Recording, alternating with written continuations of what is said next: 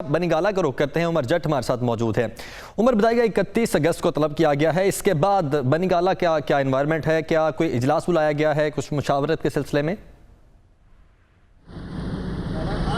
जी, बनीगाला में chairman PTI Imran Khan ने आज जो उनके रहनुमा हैं उनके साथ तो उनका अब से थोड़ी देर पहले एक इजलास, एक अहम मीटिंग थी वो जारी है और पीटीआई के रहनुमा भी यहाँ पर आ रहे हैं, वो मुलाकातें कर रहे हैं। ताहम जो ये अदालती अमूर हैं और जिस तरह से इंसदाद दहशतगर्दी की अदालत में उन्हें जो रिमांड मिला है उसमें अभी 25 तारीख से पहले उन्होंने वहाँ पर भी पहुँचना है और अभी 31 तारीख को उन्हें अदालत हाई कोर्ट ने तलब किया।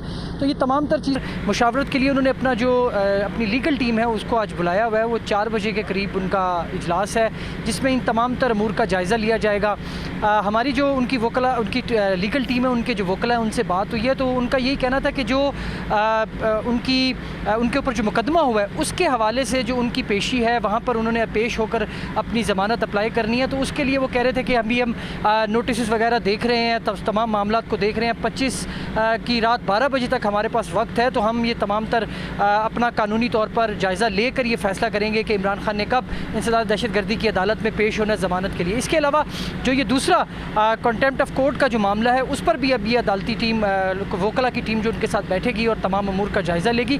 तो उसके बाद ये फ़ैसला किया जाएगा कि अभी सारे मामले को किस तरह से लेकर चलना है। ताहम अभी उनकी जो पॉलिटिकल मीटिंग्स हैं वो हो रही हैं, तो जो लीगल टीम के साथ मीटिंग है उनकी वो 4 बजे शेड्यूल्ड है और 4 बजे के बाद इन तमाम तर चीज़ों का के हवाले से मालूम होगा कि अब वो कब इंसदाद दहशतगर्दी की अदालत में जाएंगे और जो 31 को तलब किया है ज़ाती तौर पर उसमें वो हाई कोर्ट में किस तरह पेश होंगे, उसके लिए क्या लाहेमल अपनाया जाएगा। ये तमाम तर चीज़ें कानूनी टीम के साथ डिस्कस की जाएंगी और उसके बाद ये बाकायदा अनाउंस की जाएंगी। जी, यानी कानूनी टीम के साथ मुशावरत के बाद ही आइंदा के लाहे अमल पर बातचीत की जा सकती है।